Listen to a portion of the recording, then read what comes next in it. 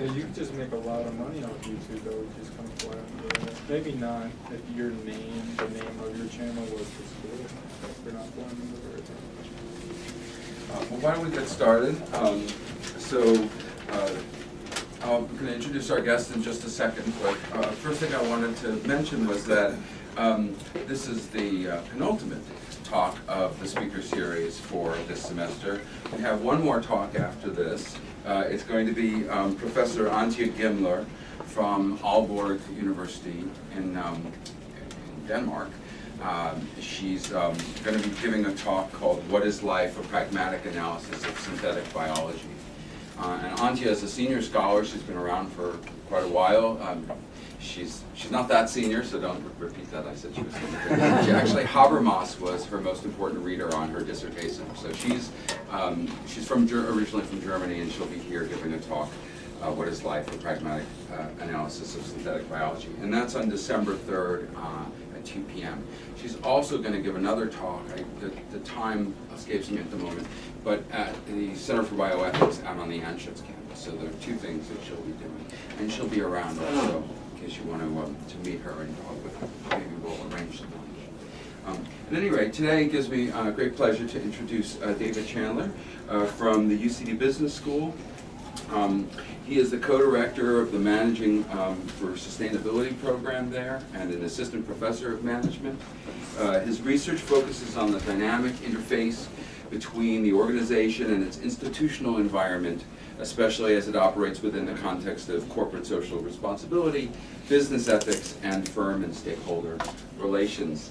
David's research has been published in Organization Science, the Academy of Management Review, Journal of Management, and Strategic Organization. The fourth edition of his book, I don't know if it's out. Yeah, I'm working on it now. Oh, he's working on it, okay. But the fourth edition is coming out from Sage. His textbook is called Strategic Corporate Social Responsibility, Sustainable Value Creation. David got his Ph.D. In management from the University of Texas at Austin. And today's talk is entitled Shareholders Do Not Own the Firm. So please join me. Does it change that? Or who isn't it? Okay. I'm trying to be more magnanimous. Okay. All right. Who owns the corporation? Anyway, join me in welcoming David Chandler.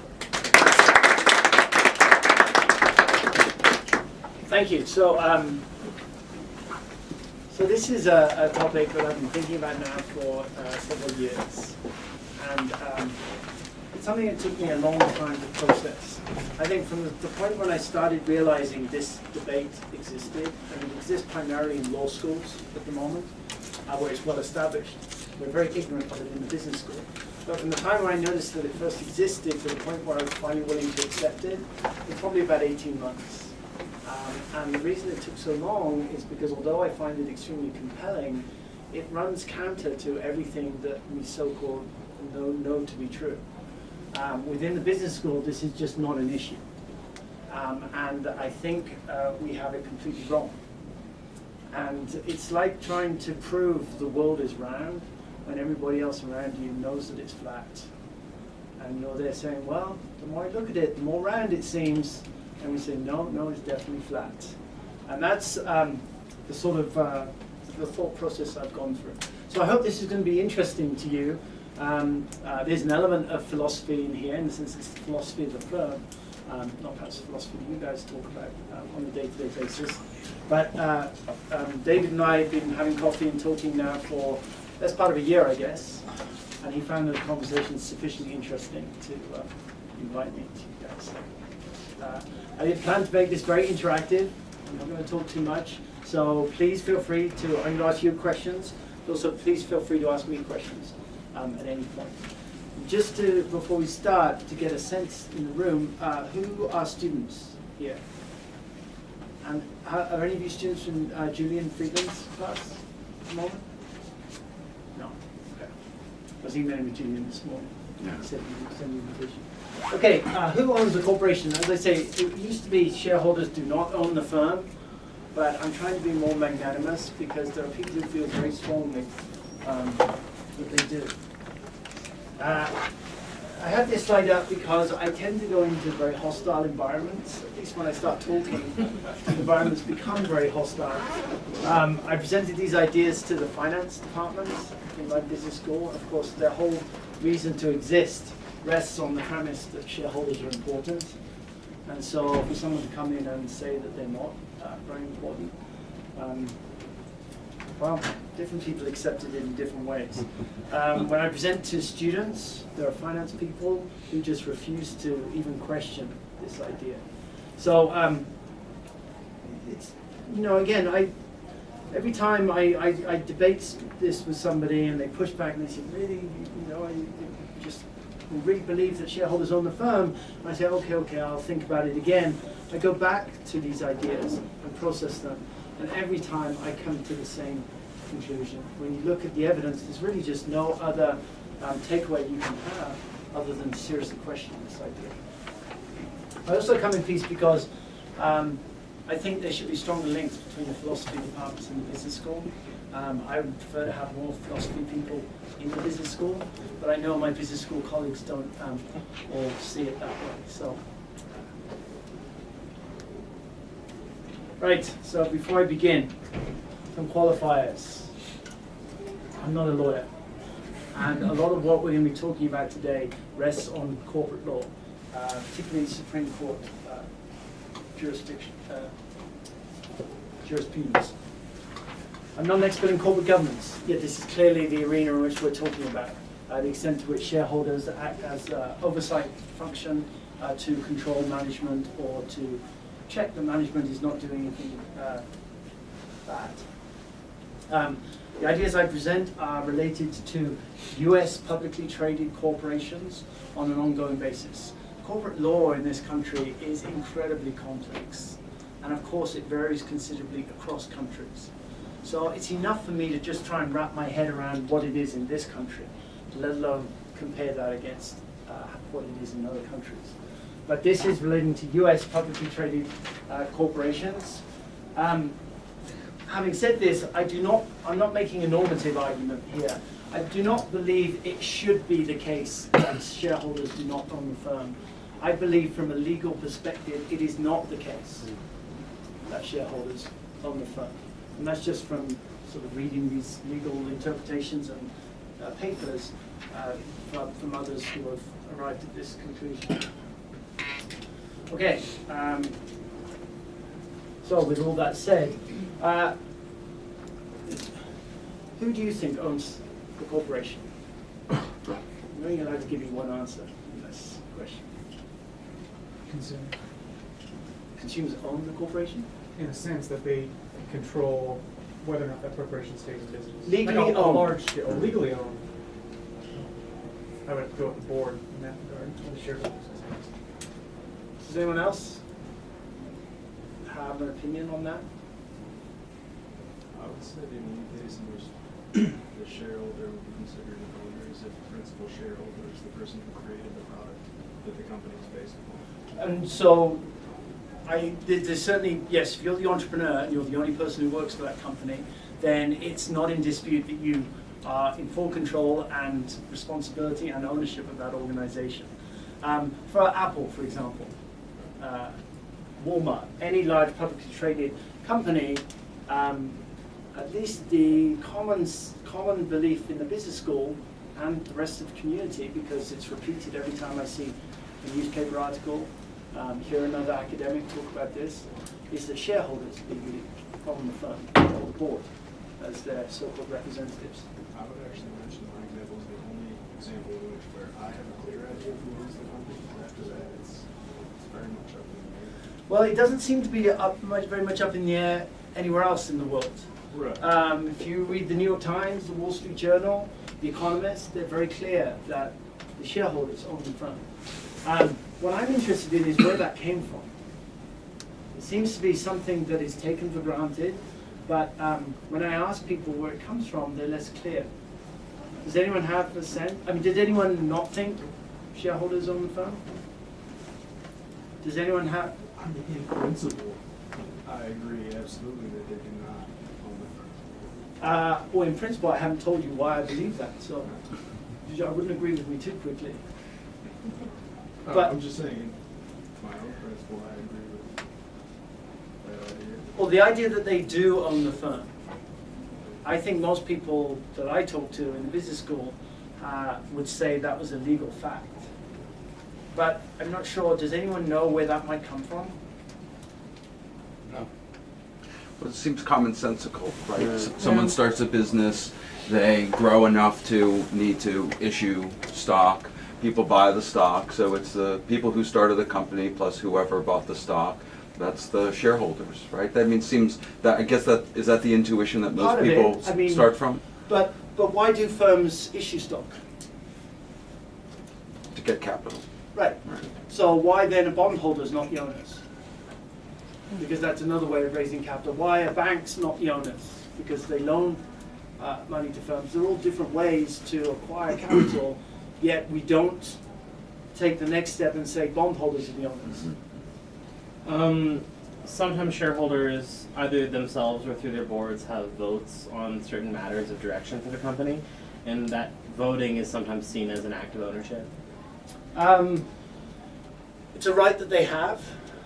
It's not a very extensive right, and I've got a page of all of the so-called rights that shareholders have, and we can look at them one by one. But yeah, that's good too. But that's not a legal, where does the legal branding, I mean, for something that seems to be so well established in our society, I think it should be written down somewhere. But it's not. Or at least it's not written down in a way that is convincing. So, legal rights. Sorry, I don't know anybody's name. Legal rights of the shareholder. These are the main legal rights that I can think of that are usually attributed to shareholders. Is there anything up here that I'm missing that you guys can think of? There's a right to the company's assets or future profits. That can either be in bankruptcy or it can be in the shape of a dividend, right? Right to the company's future profits. The right to vote on various issues, and the right to sell their shares. Can anyone think of another right? The right to limited liability? Sure, yes, that's sort of by definition what it means to be a shareholder in a company, but that in a limited liability corporation. Absolutely, that's right. So I'm a little ignorant on the business aspect of things. What is the right to company assets? Well, ownership would normally mean that you control the assets of the thing that you own. And so we can start there and just go down. I mean, clearly, if I own a share in Apple, I can't go and cash that in at my local Apple store and say, I'll just take my share in the shape of that computer over there, and then we're good. I have no rights to do that.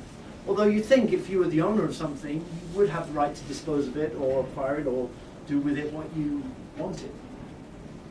Right to the company's future profits. This is normally the strongest belief in the sense that dividends are paid to shareholders. The idea that firms have a right to those that money, though, is just not the case. I mean, they have. Come in, please. They have a right to dividends if the company decides to issue them.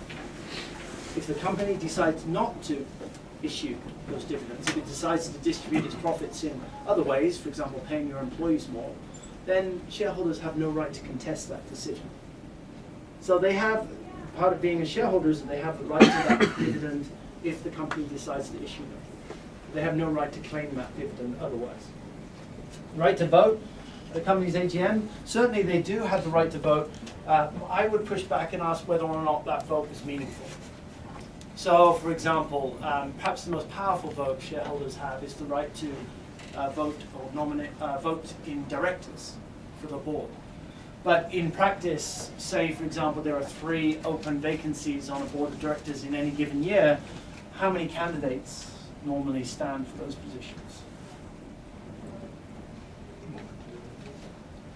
1 or 2 for 3 positions? I didn't, For 3 positions. Sorry? A lot, a lot. You go with a lot? I'd go with less than that. Okay. Good enough. Anybody else? say 2 to 3 persons.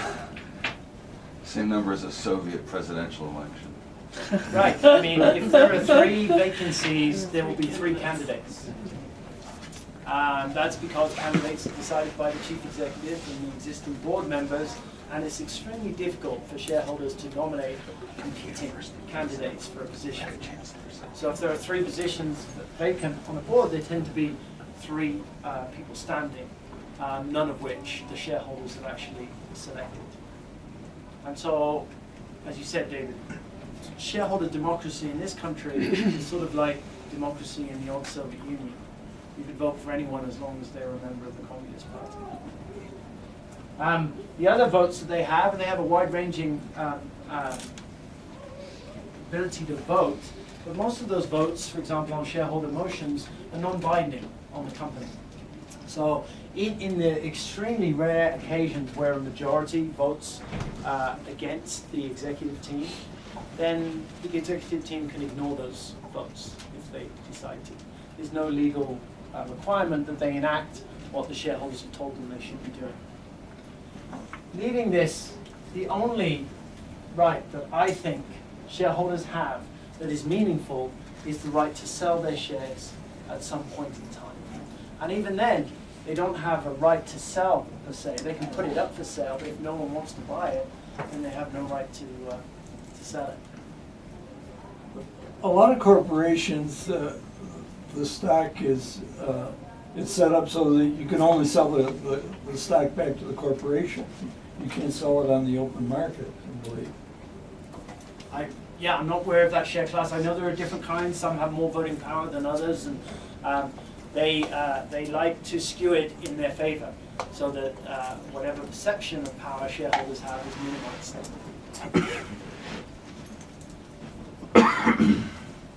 So, not much in the way of the legal rights that I think we normally attribute to shareholders.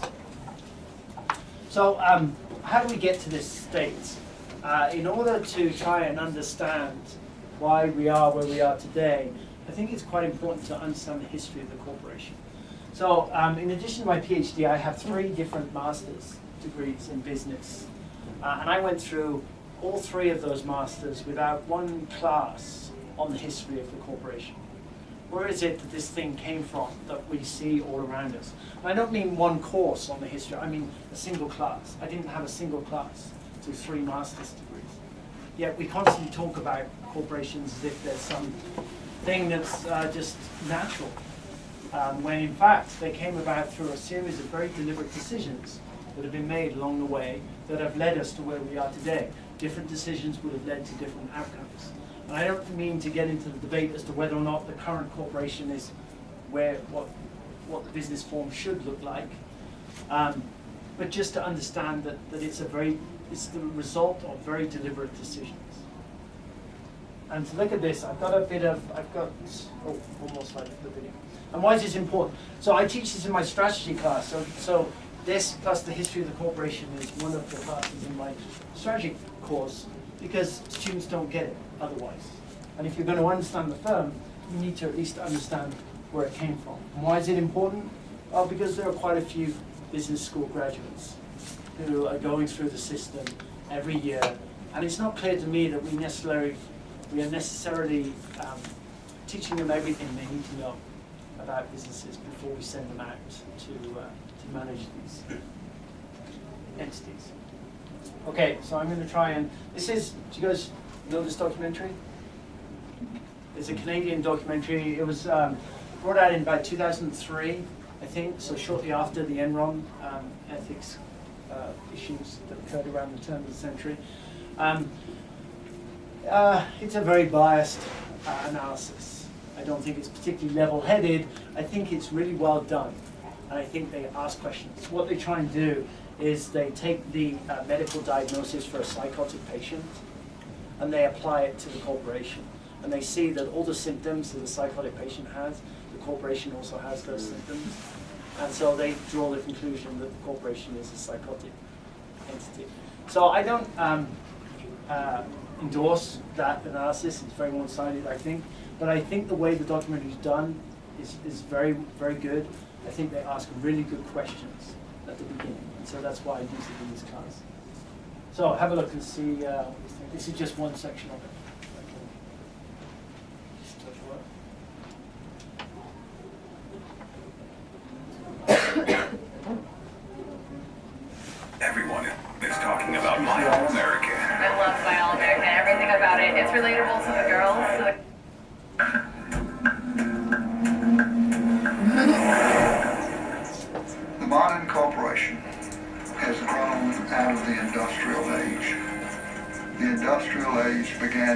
1712, when an Englishman named Thomas Newcomen invented a steam-driven pump to pump water out of the English coal mines so the English coal miners could get it more coal to mine rather than hauling buckets of water out of the mine. It was all about productivity, more coal per man hour. That was the dawn of the industrial age, and then it became more steel per man hour, more textiles per man hour, more automobiles per man hour, and today it's more chips per man hour, more gizmos per man hour.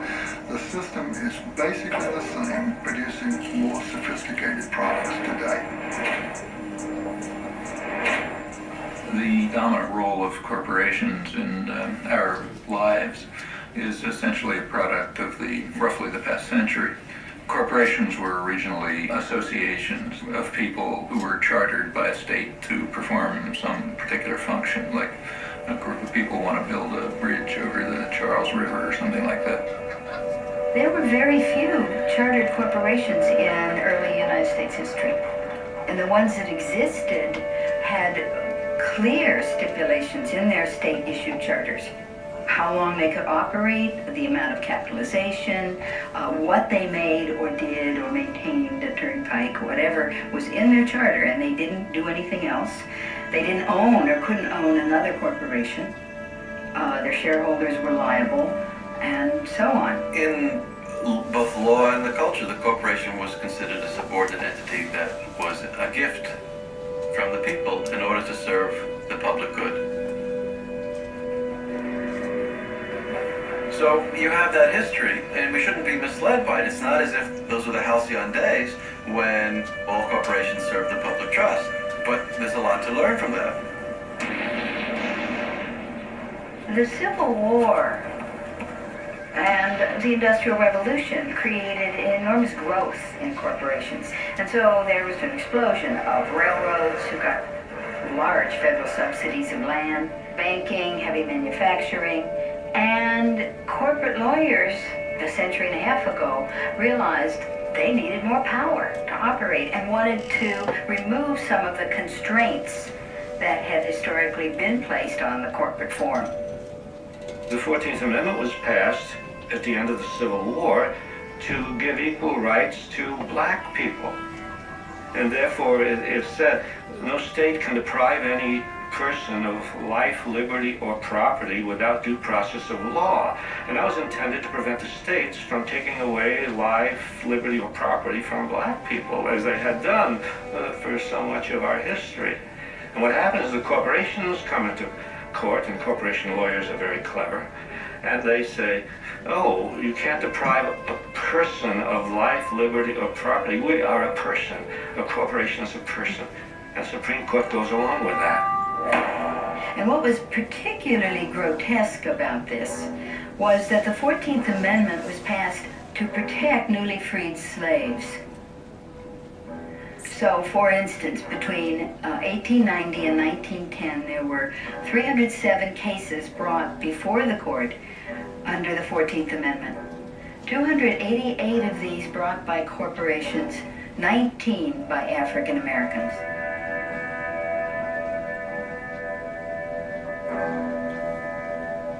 $600,000 people were killed to get rights for people. And then with strokes of the pen over the next 30 years, judges applied those rights to capital and property while stripping them from people.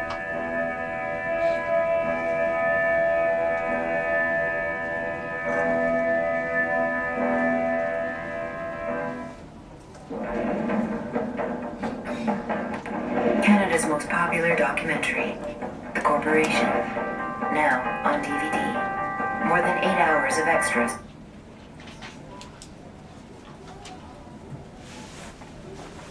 So I show that video because it's just fascinating and mind-blowing, really, where the corporate form came about. And the idea that corporations or the ability to incorporate was a privilege that was granted by society, and it came with very strict conditions. You could build this bridge, you were allowed to incorporate for a certain amount of time, you could raise X amount of dollars in the process, and at the end of that project, when the bridge was done, or the state felt you were no longer doing what you were supposed to be doing, the corporation went away. And if you wanted to do another project, build another bridge, you had to reincorporate. And the idea that we shifted from something that was very much a tool of the state to something that has become a right. I mean, it always strikes me that even the worst events, crimes committed by corporations, take BP, for example, on the Deepwater Horizon spill in the Gulf of Mexico. Even when something that atrocious has been done, the state in this country doesn't feel it can step in and rescind the right to be a corporation. Yet that was commonly the practice before the first half of the 19th century. And it was that those legal steps via the 14th Amendment and the Supreme Court which gave corporations this idea of legal personhood in this country. How can a corporation be owned by anyone if it's a people? Great point. Especially given the history and where it came out of the 14th Amendment and the reason that amendment was passed. Are there still charters? Yeah. Oh yes, you have two charters. So when you file to incorporate at the state level, you get a charter. Mm-hmm. But it basically you're allowed. It commits you to doing anything that is legal. Now, so it's changed very much. And does it exist in perpetuity, Yeah. or does it have to be reincorporated? No, Okay. no. You're good I see. for as long as you want. And so, although they're persons, they're particular kinds of persons, right? So they're people who don't die unless they run out of money and they're unprofitable. They can keep going just forever. And they have many of the rights that we have in courts. They seem to have much fewer of the responsibilities that we have. But you see this debate playing out today with Citizens United in 2010, the Hobby Lobby decision, which was the healthcare, Obamacare, the contraception issue. That's all to do with the rights of individual corporations versus how those rights might be constrained by the state. But in the US, this avenue to corporate personhood came by the Supreme Court. Very deliberate decisions. If at any point the court had decided, we don't buy this, the corporation is not a person, then the evolution of its form would have taken a very, very different path. But they didn't. They went along with it. They agreed to that. But it leads me to exactly that point. And this idea that limited liability, which was such a fantastic invention, because it's enabled all of the social progress that's taken place since, actually is in direct contrast with the idea of the corporation as an individual person.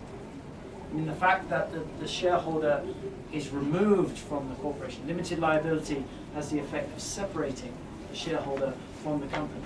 The shareholder is not responsible. When they invest their money, they give $5,000 or whatever they give, the company can use that however they want, and if there are any consequences to that, the worst that can happen is I can lose my $5,000. So there's no responsibility beyond that.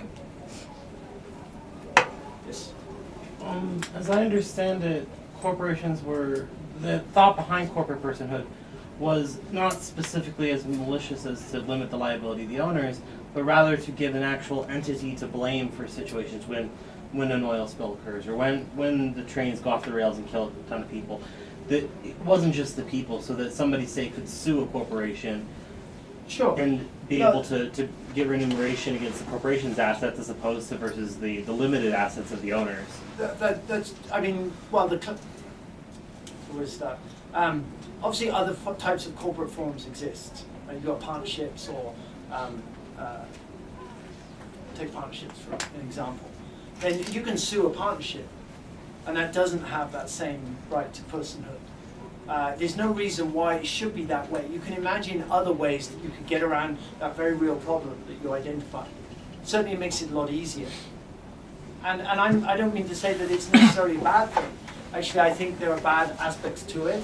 The fact that it exists, however, makes my argument here that shareholders are not the owners an easier one to make. And I think what most people do is they carry around this cognitive dissonance, where everybody you ask in the business school knows the corporation is an individual person in the eyes of the law. But they also know that shareholders are the owners.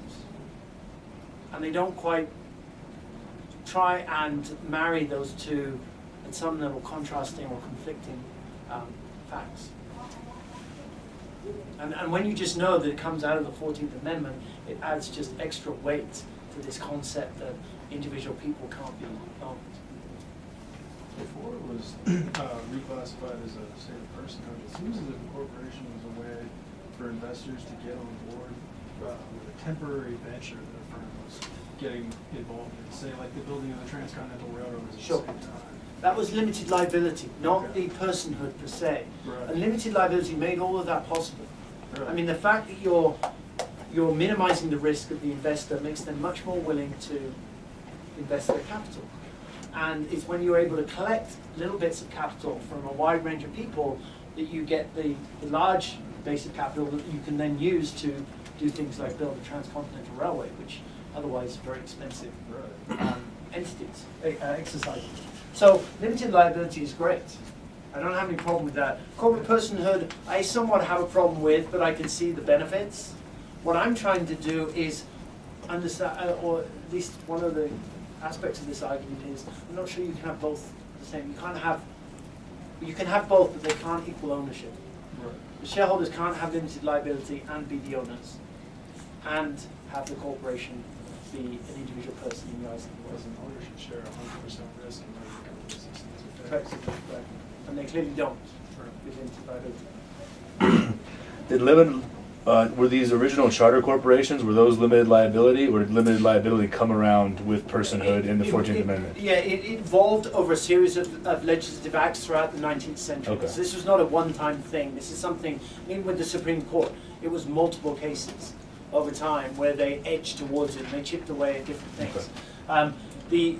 The main concept of limited liability came together in a piece of legislation in the UK. That was in the middle of the 19th century, 1862. And that was, from that point forward, in the UK, the corporation was an individual person, there were shares that were tradable, and they had limited liability. Okay. So in an original charter corporation, if your corporation got together to build the bridge and the bridge collapsed, you were liable? That's a good question. I don't know the answer Fair to enough. that. Don't know the answer. Yes, sorry.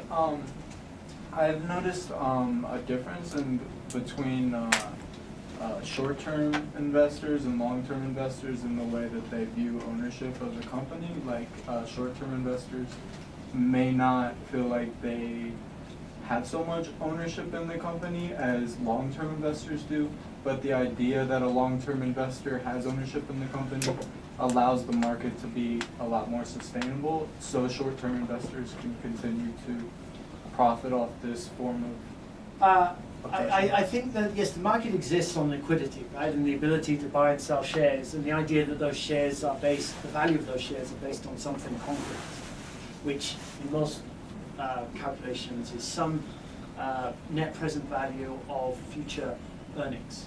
Mhm. I agree that that exists, and that perception, and certainly short-term and long-term investors have very, I mean, when you say short-term, how short are you talking?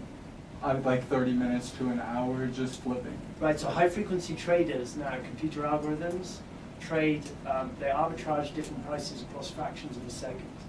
Well, I So have if family you're members that do it. So like in the way that they view, they don't think they're owners of the companies that they invest in. You know, it really is just a business, a way of making money. It's a quick flip. Versus I have a grandmother that puts her whole entire life savings Sure. Yeah, of course. into like 15 shares of Google, you know, and then she thinks like that she owns that part of Google, Does you she? know. She thinks, but Well, first of all, tell her to diversify. She shouldn't have all of Well, my savings I in see Google. I see this correlation in the way that one half of my family kind of sets up the other half of the family to feel like they should, like one half of my family is putting the other half into a form of systematic oppression. You know, and I see that on a large scale in the way that people are investing in the money and the way that Sure. they're just letting. Of course, and every different investor has a different perception.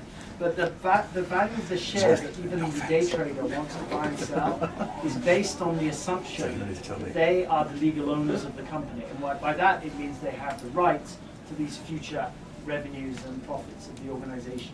That's where the value of the share comes from. Even though they may not be aware of that and they may not think that way, that's where it comes from.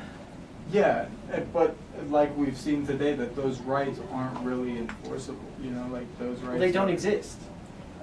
Yet we believe they do. On paper, yeah.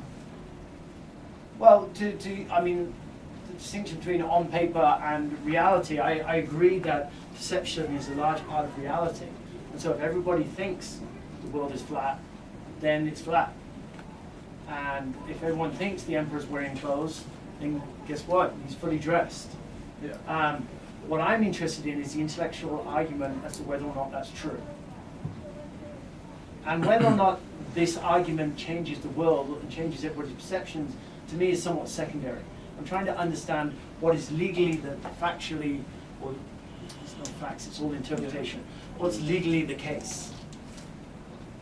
And if I can interpret the law to find, well, the other way, if I can't interpret the law to support the idea that shareholders own the firm, then I'm interested in exploring that, because it seems that most of society thinks one way. It's not clear to me there's any basis for that. Other than the success of the people who don't think that way, right? Like you kind of set up this crowd of long-term investors so you can be a short-term investor. Like that's part of the I mean, there are different. It's not a 0-1. So when does short-term become long-term? I mean, as I say, there are high-frequency computer algorithms that trade in fractions of a second. So for them, 30 minutes is long-term. But I'm not, like, there's a clear difference between career investors, or like people who. Yeah, no, the beliefs are different, but it's irrelevant to this discussion, because the value of the shares is based on an understanding of what a shareholder is. And if a shareholder is the owner in principle, it doesn't matter how long they hold that share for. They're the owners. If you hold it for 30 seconds, for 30 years, you're still the owner for the period of which you own those shares, if that principle holds true. And what I'm trying to say is it doesn't hold true, and so it doesn't matter whether they're short-term or long-term. I don't see how it's irrelevant, because I was agreeing with you. I mean, it's just it's a different component. I mean, because what is long and short is a subjective interpretation. I don't want to waste anybody's time if it's irrelevant. I didn't think I was irrelevant. So let's go. Go ahead. Sir, I'm wondering, in your analysis of the rights that the shareholders have, I feel like the notion of fiduciary responsibility of the board has to kind of come into discussion that I haven't heard yet. It's very important. It's very important, and I don't know if you can actually, because people are indicted and sued and put in jail about not following their fiduciary responsibility to the shareholders. And perhaps that doesn't mean that they have, that's perhaps not a proof that shareholders own the company, but it is something that they kind of have some sort of skin in the game. No, absolutely. If what you said was true, then that would be a significant dent in my argument. I don't think it's true. You know, in terms of the fact that people are sued, you know, in this country you can get two lawyers to disagree about anything. I'm sure they could debate gravity if you paid them enough. So the fact that litigation occurs doesn't mean anything. What you need to look at is what are the results of those. And there's something called the business judgment rule, which all courts apply, and they use Delaware jurisprudence as the precedent for that, because Delaware is the most important state for corporate law in this country. And essentially, if shareholders sue the company, for example, not paying enough dividends or not acting in their best interests, if their fraud has been committed or there's some crime inside the organization, like maybe there was insider trading or a board director was not disclosing an interest in then the court will intervene. If it's a purely operational decision, the court is extremely reluctant to intervene. And it's very rare that the court will find against the executives and the board in favor of the shareholders just on an issue of business judgment. But it does occur. It's not as if those judgments don't occur at all. Sure. The fact that those judgments occur at all is enough for, I feel like, a pretty solid dent to be made in this argument. Well, of course, you're always welcome to your opinion, but that's why the appellate system exists in this country. Because you have some very crazy decisions that get made by courts at different levels up and down the system. And they all they keep appealing to the highest court, which is ultimately the Supreme Court, which decides the constitutionality of whatever the issue is at question. So the fact that you could find court decisions that support the fact that gravity doesn't exist doesn't mean that gravity doesn't exist. That's why we have appeals. Just wondering why Delaware's precedent is the legal. Oh yeah, it's the most well, my understanding. Again, I'm not an expert in Delaware corporate law, that's for sure. It's one of the most. It's the most. One of the most. What's the best way to say it? Favorable arenas for corporations to hear issues, cases against them. One of this is because of things like fees, the ability to incorporate, but also the Delaware corporate system, the legal system, at least at the Supreme Court level, is decided by a panel of judges. There are 3 judges, and they have a separate number of judges who are experts in corporate law. Most states don't have that system. They may have a jury system or something like that.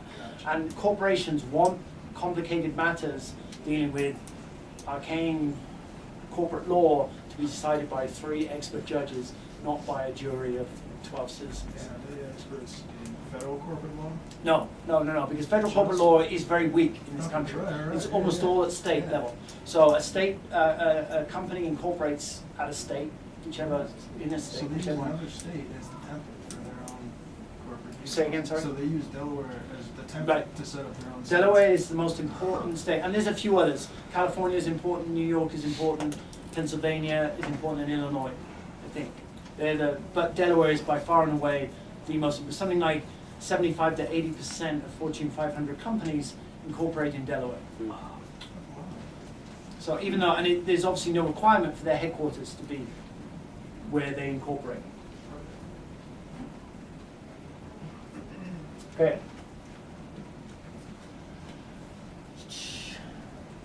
Point about limited liability.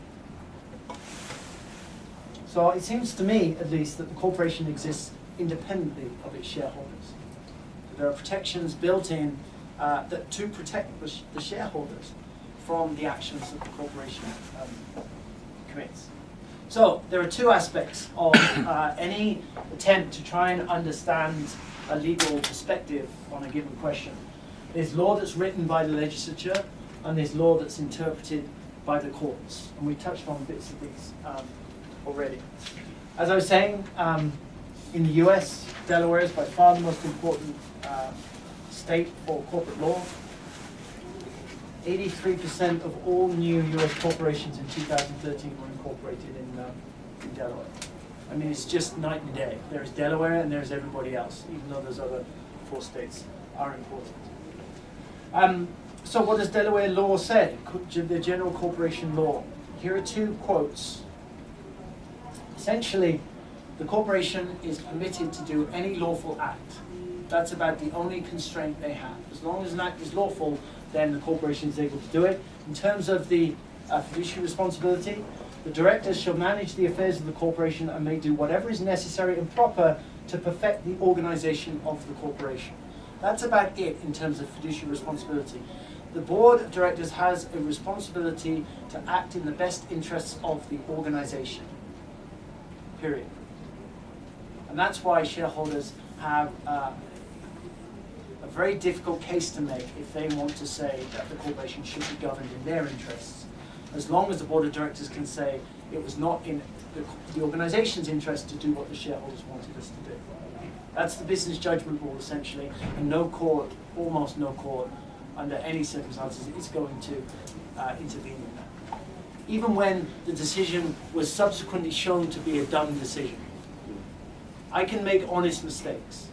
As long as I don't mislead anyone or commit fraud or anything like that, I can make a dumb decision. And that's the sort of approach that the courts take to the fiduciary responsibility of the directors. As long as anything can be framed in the best interest of the organization, that's in line with what Delaware corporate law said. And importantly, there is no mention in Delaware corporate law of the shareholder as the owner of the organization.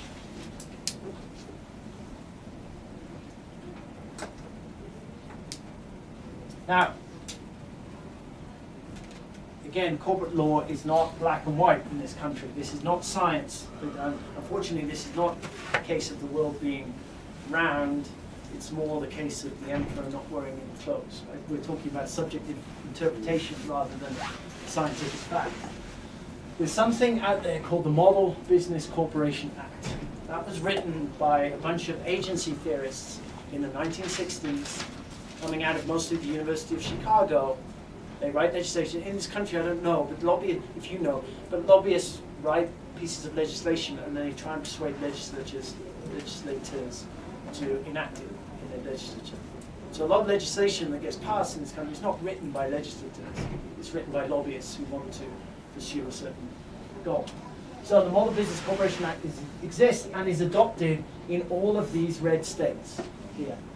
And that legislation says shares are explicitly defined as the units into which the proprietary interests in the corporation are divided. So these corporate company acts do say that the shareholders are the owners. The problem is nobody cares about corporate law in all these states. So Colorado, for example, I thought Colorado also had wording in its company act saying that shareholders are the owners. And at the moment, I'm collecting data on the company acts in all 50 states to find out exactly what the wording is in each case.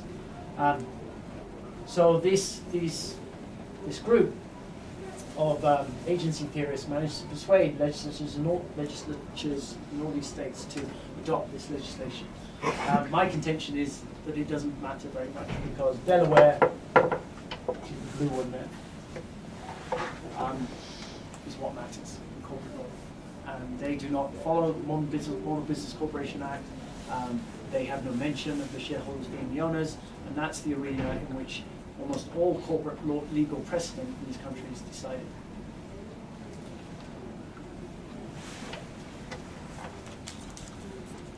So this relates to the asset. So Lynn Stout is somebody who has written extensively on this. She's been working on this argument since perhaps the early 1990s. She's a Cornell Law School professor. And these are just snippets of emails that she's written to me that even though that Modern Business Corporation Act exists, in which they stated that the shareholders are the owners, in reality that doesn't matter. Because if the business judgment rule was tested in that state, the courts in those states would still likely defer to Delaware legal precedent for their understanding of how to interpret the relationship between shareholders and the organization itself. This is the point about Apple owns its assets. Shareholders do not own the assets of Apple because we can't go in and claim them when we want. This is the point I made earlier about California, Illinois, Pennsylvania, and New York also being important states for corporate law. But again, none of those have the Modern Business Corporation Act, and none of them have any mention of shareholders being the owners of the organization.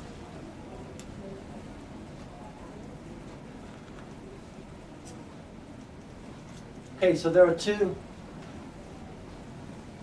conclusions from this. The first of which is this idea that the firm is an independent legal entity, that it exists independently of its shareholders that have limited liability as the ultimate protection against any negative consequences that might emerge from the company's actions.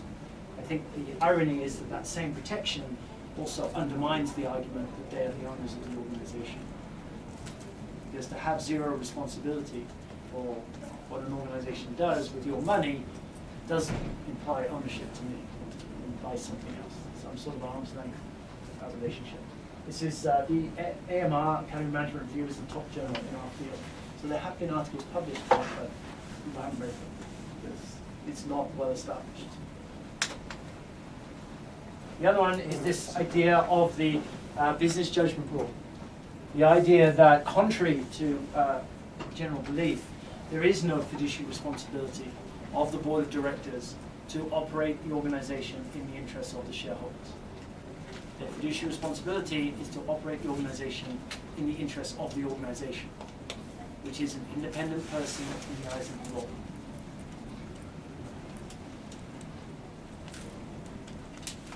Again, just pointing out that we have no concept of this debate in a business school. Which is pretty shocking to me. This is a quote taken from a law paper that actually agrees with shareholder primacy. So somebody who believes that shareholders do own the fund, yet his conclusion is there seems to be substantial agreement among legal scholars and others in the academy that shareholders do not own corporations. So to go back to your original question, you're basically saying that buying shares and thinking you're an owner is just a Jedi mind trick to get money for capital. That the corporation really doesn't owe you anything, except the chance to make money if they make money. That's the at the bottom line. That's really all that's happening. So yes, I Star Wars reference aside, I'm one of the best questions I had when I presented this to the finance department in this talk was they said, if your ideas are accepted generally, what does that mean for the stock market? And I think it means something very bad for the stock market, because it's very hard to know what the value of that share is based upon. So Apple is trading about 115 and 16 today, and it's very hard to know where that number comes from. Because if you pin anyone down who's calculated their acceptable price or the value of Apple, it's some combination of expected future revenues, net present value of those expected future revenues. If you have no legal right to those revenues, then why are you paying on the understanding that you do have a legal right to those revenues? Because if the company decides not to pay them to you, what is the share price based on? Well, in a certain sense, even though the company can decide not to pay out dividends, if they make money, they do have to report that still, and that is a matter of public record if they are a publicly traded company. And because they have to report their earnings, if after a period of time they don't give out dividends after making a lot of money, their share price will decrease. So in a certain sense, the interest of their company is diminished by that. So, okay, so let's explore that. It's more of a derivative type of... Why does it matter if the share price goes down? Because the interest of the company itself is to have a high share price. Why? To be able to raise more capital. Cost of capital is the only reason. If you're Apple, you don't need to borrow any money. You've got $200 billion sitting offshore. You don't need to borrow any money now, but you might need to borrow money sometime down the road in 20 years when maybe the iPhone 20 doesn't make a good launch or something like that. The iPhone 20, good concept. And so, then, sure, that's a very important point. But then, the share price is a function of what, confidence in the organization, that then people are more or less willing to. Why should the share price be the best measure of that confidence? Perhaps because it's the only measure we have. Why don't we invent a new one? I mean, there are many ways you can measure what the company is doing. I don't know if it is the only way we have to gauge how much a company is worth, because very often there's the actual value of the company and then there's the projected value. There's a huge separation between them. And I mean, if you work, it's very hard in that arena to properly incorporate future value. You kind of have to work with it's a just subjective what's exercise. been done. You have to work with the past, which isn't necessarily the best way to do it. No, you're guessing. You're guessing on what sales will be in the But future there's a based clear on. differentiation between the share price and the actual value that they put out.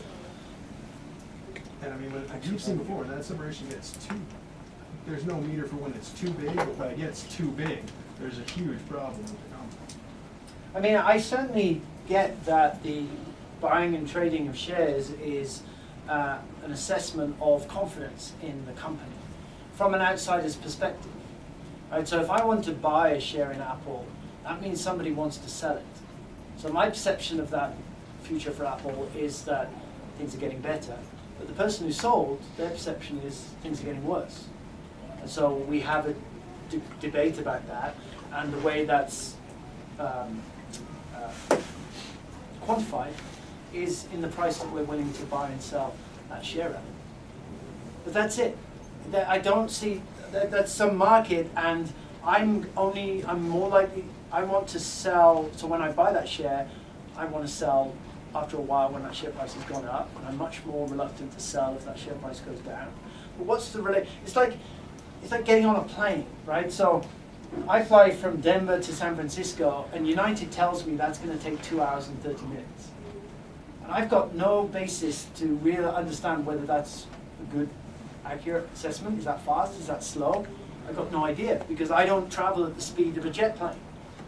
And it strikes me as funny that people obsess about arriving on time, planes, because if they told me it would take 2 hours and 45 minutes, I'd have been just as happy as if they told me it would take 2 hours and 30 minutes, because I've got no way to know.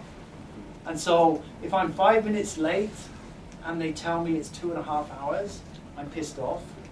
But if it's 2 hours 40 minutes and they told me it's 2:45, then I'm happy, because I'm early, even though it took me longer to get there.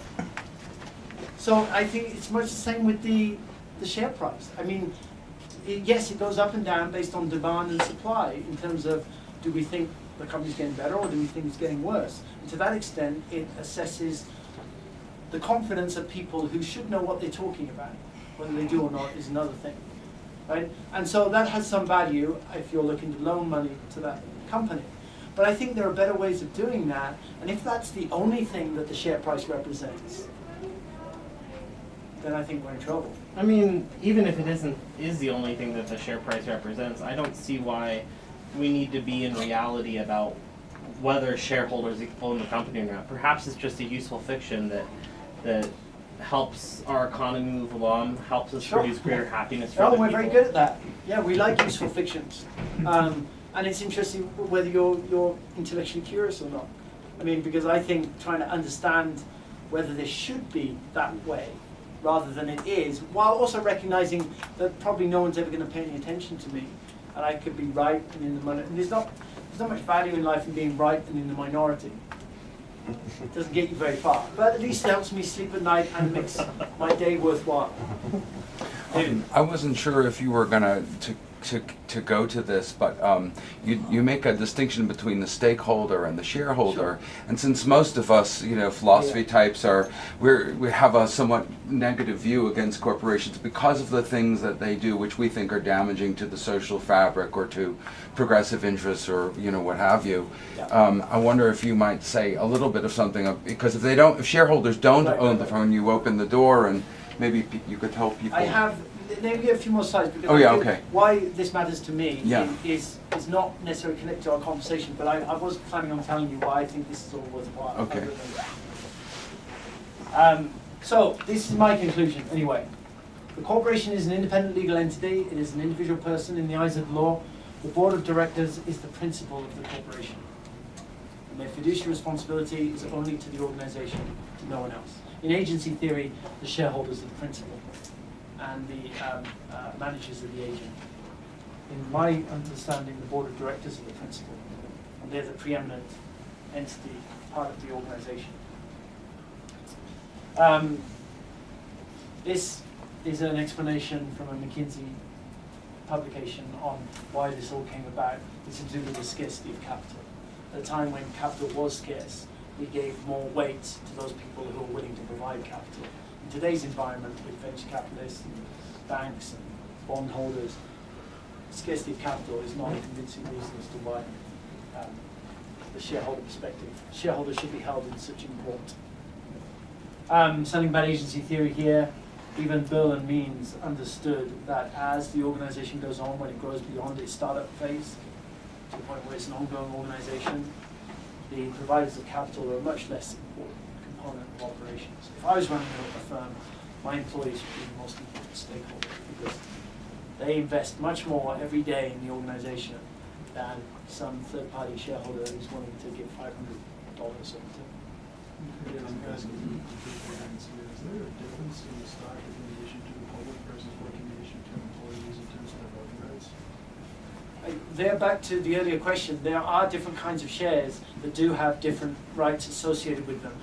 That's not the distinction I understand. So the owners get paid in shares, they get the regular shares. Gotcha. But there are different kinds of shares that can be granted based on how important you are to the organization. From a perspective, it would make sense as an employee, if you were going to bring them into the shareholder process, to give their votes a slightly different value in terms of... Not for Mark. I think they would for senior executives. So Mark Zuckerberg, for example, owns something like 5% of Facebook, but 45% of voting rights. Right. It's something like that. And so he has special shares. Who believes this? You know, you're starting to see companies recognize the destructive nature of operating short-term time frames, and the idea that the shareholder, understanding that they have different interests of the short versus long-term. In either case, the extent to which the shareholder is pressuring the company to produce profits today, rather than invest in a future that might realize in 5-10 years from now, is something that some companies are beginning to push back against. Paul Polson is the CEO of Unilever, Tim Cook. Apple, of course, when you're Unilever and Apple, you have a little more leverage to tell people to stop bothering you than when you're a smaller organization. But nevertheless, it's largely, it's a Jedi mind trick, it's stuck in my head now, but there's this battle of perceptions that is going on in this relationship. And it seems to me that it's based primarily on beliefs rather than legal facts. And so, granted, to the extent that everybody believes something, it's as if it were true. But the fact that it may not be true, to me, provides the foundation for change. If it's not changed today, if it's not changed a month from now, at some point, if enough people realize that the understanding that was previously the case is no longer true, then that opens the door for change. And so,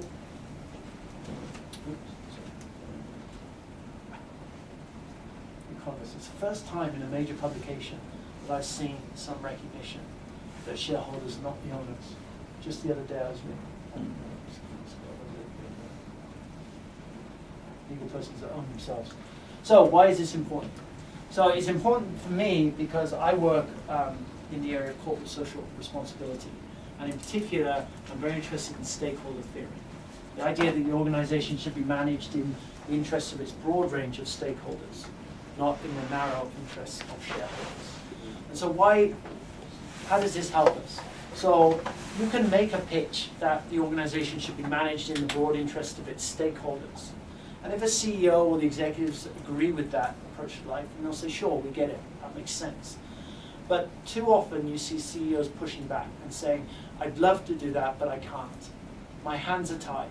I have a legal obligation to act in the interests of my shareholders. And even if I wanted to act in broader interests, I couldn't because I'm going to be sued.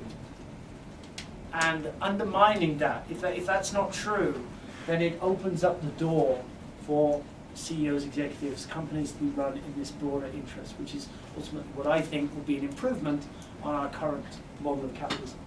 I was going to say, have you heard about, I think they're called Benefit corporations? Yeah. Yes, I think they're a waste of time. Because they're based on the premise that shareholders own the firm. They're based on the premise that unless you change your legal form to say you actively operate in all stakeholders' interests, you're going to get sued. And I think that's incorrect. And I think to the extent that companies are becoming benefit corporations, we're letting all the other corporations off the hook. Because everything you can do as a benefit corporation, I believe you can do as a regular corporation. That you don't need the legal protection that changing your corporate form gives you. So I was just going to ask, so those benefit corporations, I thought they gave protection to the corporation against being sued from shareholders. They do. They do. But it can only be done in states. State has to pass legislation, and I think there's something like 13 or 14 states that have done that now.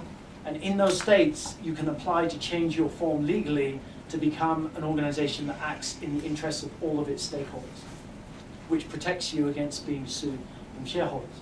The problem is, I don't think shareholders sue companies that often for issues of operational outcomes. And when they do, they're not successful because the business judgment rule, because they're not the owners. But the benefit corporation, the whole premise of this is corporations are acting in the narrow interests of shareholders because shareholders own them. Therefore, we have to change this corporate form so that shareholders are not the owners, and that we publicly state we're going to act in the interests of the board. So you think it's a waste of time unless they change what? No, I think it's a waste of time because everything you can do, you want to do as a benefit corporation, you can do as a regular corporation today in any state in the country. So it's unnecessary. It's not that it's bad what they're doing, except the fact that it lets all the companies that don't become benefit corporation off the hook. Because we're saying it's okay, you go ahead and operate in the narrow interests of your shareholders, and if you want to do anything different, then you can go around and create this benefit corporation. Okay. So it's based on a fundamental misunderstanding of the law. So you're just basically saying there's no reason for that because Right. these CEOs are Can already do focusing on it. shareholders Right. instead of focusing on what they can. On a mistaken understanding that shareholders own the organization. And they're just scared for no reason, basically. That's what you're They're what, sorry? They're scared for no reason. Right. Okay. Well, I mean, you know, being sued in this country is an issue, right? I mean, you shouldn't make light of it. I shouldn't make light of it. But if you're a big corporation, you're going to win that, as long as there's no illegal activity that's occurred, no fraud or no, But I actually just learned about this probably 2 hours ago. So about the benefit corporations. Expert. Yeah, expert. So I think it's a good way for consumers. I know it's a let because there's no reason for it, but it's the Better Business Bureau, they just put a it's just stamp a on it. certificate, sure. So I think it might help out for companies Yeah, to say of course. we are doing this. Yes, absolutely it does. To the extent that consumers care about that, and that's a whole new discussion that we can have. But it's unnecessary. Any company could make the same claims. They wouldn't have the cool little logo you could stick on their website or whatever, but any company can do what benefit corporations can already do. Now, the only slight difference is there's a B Corp certification that can be done in any state in the country. So right now, to be a benefit corporation, that's a change in your legal status, you have to be in one of these 13 states that has passed legislation. But there's a B Corp certification that any company can go through. And it's basically 80 questions, 80 categories, and you say, do we do this, do we recycle our waste, and they give you a score at the end of it. And then if you pass a certain score, you can be a B Corp certificate. You have B Corp, which gives you another cool logo that you can stick on your, and says the same thing. You don't have to go through the process of changing your legal structure. Is it to a company's benefit to challenge this predominant model of shareholders owning the firm, though? No, it's absolutely not. Because you mentioned earlier that the CEO wants to be in the interest of the stakeholders, but he or she cannot because they're handcuffed by this outdated myth. But I would argue that they don't want to change the myth because then it upsets, if nothing else, the stock market, which can create short-term, potentially long-term economic instability. I agree with your ultimate point. I mean, that's confounded a little bit because the only reason we're worried about annoying the stock market is because we think shareholders own the firm. Right. And so if they don't, then that should go away. But the real confounding concern here is that most CEOs get paid in stock options. The stock options are tied to share price. Yeah, but if the stock market doesn't exist, then the stock options. Well, it will always exist because it has a function. It's just what will the value of those shares be? Okay. And if they go down, CEOs are not going to like that. So they have a personal or selfish interest in keeping everything the way it is right now. Despite their potential rhetorical interest in helping the stakeholders. Right, and different CEOs believe that to different degrees, right? Sure. I mean, Okay. the reality is that the average tenure of a Fortune 500 CEO is 3.5 years. So how much do they care about long-term interests of the organization anyway? That's it. Okay, yeah. Is that partially due to the fact that CEO turnover rate is largely tied to shareholder dissatisfaction? Yep, all of that. And you've got there's there's papers in Journal of Business Ethics, which is our main ethics journal, which have interviewed directors and say, would you pollute the environment to maintain your earnings guidance or increase profits? And they say they would. They do all kinds of even illegal activities to make sure the shareholder continues to be pleased. Wouldn't classifying yourself as a B or as a benefit corporation then be even more restricting? Because then you're actually legally obligated to follow the whims of investors who are notoriously capricious. If you're actually at the whims of the consumer. Also, a lot of people don't disagree or don't agree with each other. What if they think that companies should go in different directions? How do you serve the interest of both shareholders? Well, that's not only the case for Shell, that's everybody in the organization has their own agenda. I mean, that's why organizations are largely dysfunctional, partly because they're made up of humans. And humans are dysfunctional beings. It just seems as if the B corporation has just completely throws it out the window and just says, well, everybody's going to kind of agree. Right, and you know, again, understand why things like that get set up, because people want to make a name for themselves. People want to be famous. They've got an idea and they want to push it. Now, 5 years down the line, if you point out to that person that their idea is based on a legal misunderstanding of the law, what are they going to do? Are they going to keep plowing ahead and saying this is important, or are they going to say, oh, well, I'll give everything up then? No one wants to have their pants pulled down. Do you know Mind Tree? Pants pulled down? So, I like what you just said. Explain that what you just said really explained well why the CEOs and upper management of corporations are invested in this myth. So why do you think this myth of the shareholders owning the firm persists in business schools? Why do business students want to believe it, and why do business professors teach it? In other words, can you do an analysis of the ideology? Is it just a kind of myth that's, you know, like a Santa Claus myth, or what are the interests at stake for those people that they want to believe it, or maybe they're just bench scientists? I don't think it's an active decision to perpetuate it. I think it's ignorance.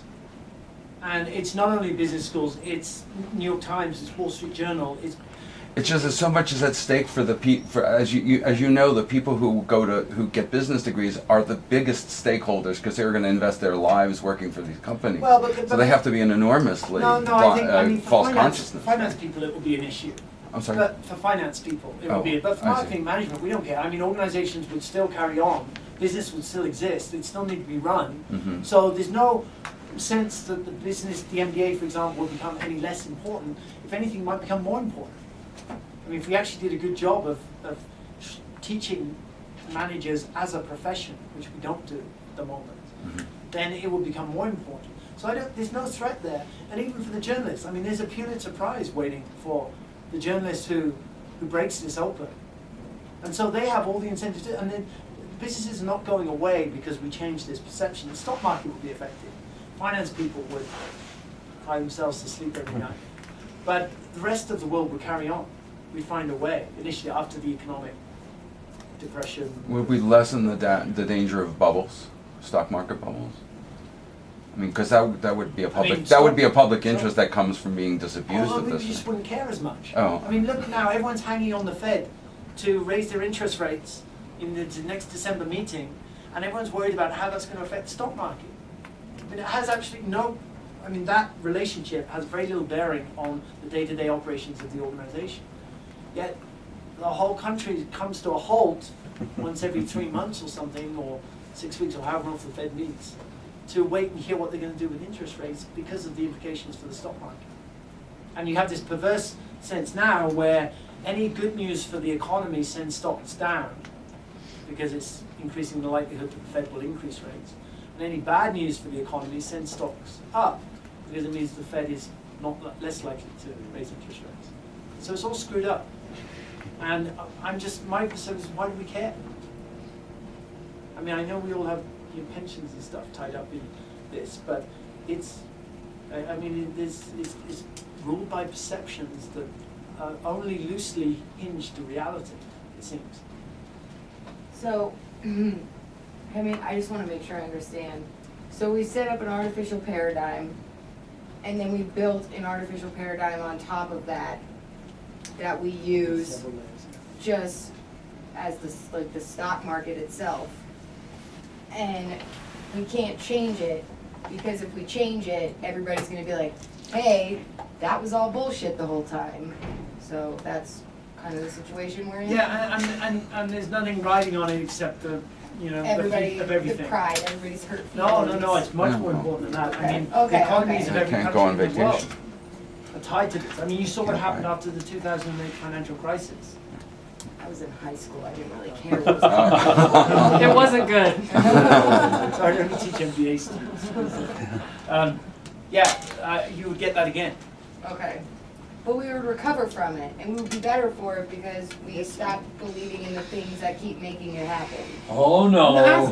Asking today's grandma and grandpa to pay that bill because it's their pension that's going to be the most affected. You know, that's a lot of suffering you're asking from that generation of people. Just so we can eat our vegetables and have a real correspondence with reality. Wasn't trying to make a statement. I was just trying to understand what's happening. Like, I'm not condemning my grandmother. Okay. No. Everybody relax. No, he's just highlighting the cost. Okay. There's a lot of Right. cost That's there. I didn't Yeah. It know. would be huge because It's hard to you- say we would just get through that. You know, like we just, They might. and that's kind of how that came on. Would you I'm just good at we thinking would, multi-generational. we would be better people off like after to just graduating join. from it's hard enough to say that we would even get through The it. long run To health even of the say that we company would be is better if off companies after become getting more through it. sustainable by I mean, taking the long depression run. is the best. That's where the economic are. 1930s depression.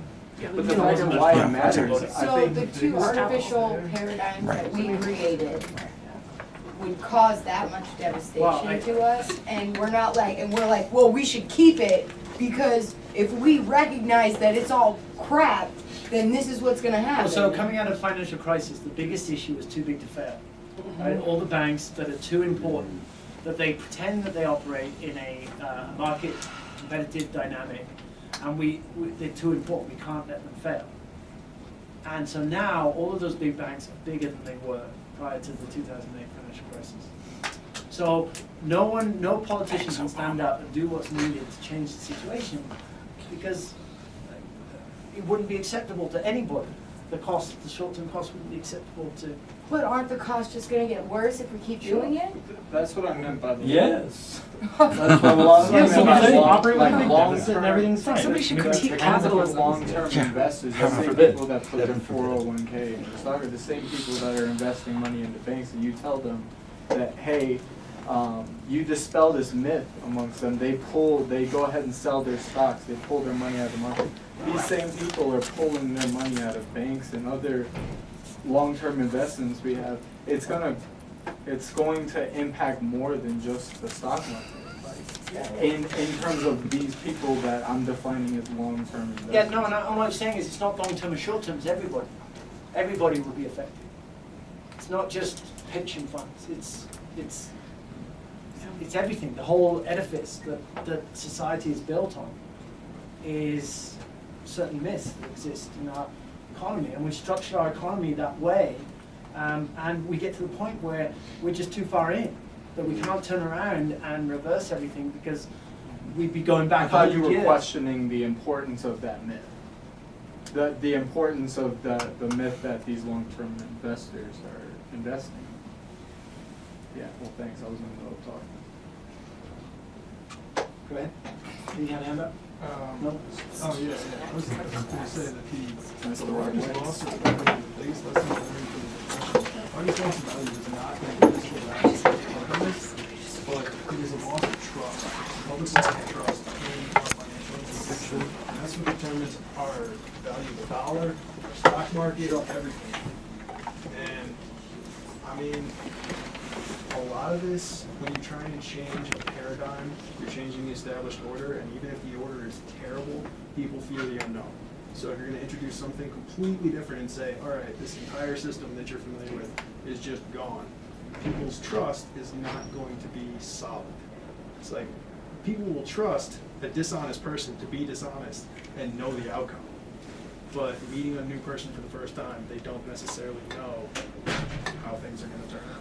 And I'm not necessarily advocating to change the paradigm. I mean, if someone said if you can push a button today and all of your ideas will be accepted, would I push that button?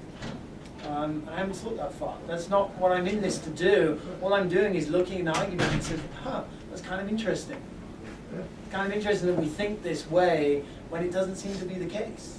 And the more you look at it, the less it seems to be the case. And I'm just here saying, that's kind of interesting. Sorry, so I don't study business, so I don't have much to say. But finally, you guys said something that makes me think of a quote from a philosopher. And I think it's in Beyond Good and Evil, Nietzsche has a line where he says that the function of the public education system is to keep people from achieving a mature consciousness and to get them into the workforce before they get that, so that they never get it. No, I buy that because I essentially teach this countercultural perspective to my MBA students, and I worry that they might listen to me one day. And then they might go back to their company and apply those ideas and see how screwed up everything is. And then where do you go? When you've got a mortgage with 2 kids and a 401k and another 30 years in your career, what do you do? And I'm hoping they don't get that far in their thought process. So it seems like though there are other people who are talking about this idea. So there are. I don't claim authorship of No. these ideas. I'm passing them on. But is there among the coterie of people who are talking about, just sort of talking about the actual legal facts, any arguments as to why maybe that businesses or corporations can evolve when they have this touchstone? Because it seems like you could make positive economic arguments, longer term sustainability of a corporation, and you seem to be pointing at some of those. Well, to me, so I don't remember the title of the textbook you read out, but it's Strategic Corporate Social Responsibility, Sustainable Value Creation. Mm-hmm. And that's what I'm interested in. I'm interested in how companies create value. And something you said a little earlier about how you guys don't like corporations because of all the bad they do. That's the sort of approach that the corporation documentary takes. Corporations are an immense good in our society. Without corporations, we are back pre-industrial revolution. I don't know about you, but I don't want to go there. Are they perfect? Absolutely not. Could they improve? Absolutely. And that's the ideas that I'm working on that come from having a broad stakeholder approach rather than a narrow shareholder approach. So for me, this fits into my broader scheme, which is to build those companies that create value for all stakeholders. And that solves all kinds of, well, it doesn't solve, but it gets us closer towards solving a lot of problems in society, like income inequality and, other things you can imagine, environmental pollution. Well, I'm glad you brought that out, and I thought that was what was of general use for folks here is that there's a kind of almost reflexive tendency to critique capitalism without understanding that there are maybe middle ground approaches that are not apologies for capitalism but are looking. So it's just good if this is still, people will still be motivated to critique capitalism in philosophy departments as long as we're around, but they should critique the fuller spectrum. Yeah, and understand the positives and pick up the negatives. I mean, there's plenty of both to go around, and that's why I say more philosophers should be in the business school, because I'd appreciate the perspective. So if I understand what you just said with this last little run, was that you don't need some massive sea change brought around, like immediate sea change brought around by these ideas. Well, you're saying that if you need, what do I need? Fair enough. Your goal. If you're scared of your students going out there and spreading this word and gradually making these corporations they work for have more. It's not that the structure. So those are two slightly different things, right? So there can be a more sustainable corporation that contributes more to society. And that's exactly what I'm saying. That's what you're trying to create. That's what you're trying to create. But what I'm talking about at my students' level is more an understanding of humanity, society, how things operate. Why we, for example, subsidize sugar, but we don't subsidize broccoli. Why has that evolved? To what extent does lobbying screw up the political process? Those things where if you keep thinking about them long enough, that can just be very depressing experience. That's what I worry about them thinking too much about, right? You don't want them to be too educated, because otherwise they get into real trouble. But the sustainable organization, that can be done. Yes. We could do that, and we could manage the organization in a way that delivers broader value for for a wider range of stakeholders. And in terms of need, you know, what do I need? I mean, tenure is a wonderful thing, right? So you get tenure, and it doesn't matter whether anyone pays any attention to you after that. I have a question. I probably should have asked this earlier, but is there any significant data concerning why people make investments? Is it for monetary gain, or is it for an element of control? There's no control for shareholders. Right. Yeah, I to the points that have been raised, I think it's purely a gamble on the stock market. It's an investment. Okay. Right. So they're after a cash return. Yeah, whatever time frame you're thinking about. Some you want to sell your shares at a higher price than you bought them at. I just think some people are motivated by money, some by power. I mean, you know, Carl Icahn, for example, you may have heard. Do you know his name, Carl Icahn? I know the name. Yeah, so he's an activist investor. When he invests, he'll take 3% position in Apple, which is billions of dollars, right? Because he wants to influence the fund. Okay. So there are people, and his influence is enabled by a belief that he is an owner. And a lot of cash. Sure, yeah, he's throwing a lot of money around. So there are people like, but your 401k, if you have one, we're there to save for our retirement. So it's the uniquely positioned person who is the socially conscious investor. Well, there's different funds you can join. So when you set up your 401k, you can join a socially responsible fund that's supposedly only investing in certain kinds of companies. Sure. Well, it looks like we're just about out of time. There's food outside if you folks would like to continue the conversation. Let's thank our speaker, David Chandler.